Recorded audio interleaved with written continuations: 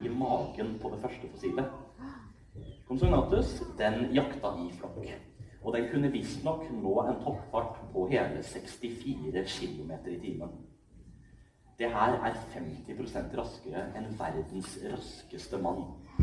Altså veldig fort. Faktisk blant de raskeste dinosaurene vi noensinne har funnet.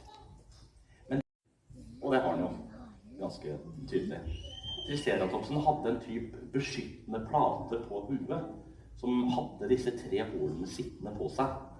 Og det her var et utrolig formidabelt forsvar. Ikke at den fikk brukt det her så utrolig mye, da. For Triceratopsen, den var for det første en planteeter, og så var den ikke kjent for å være særlig aggressiv. Men det betyr ikke at den aldri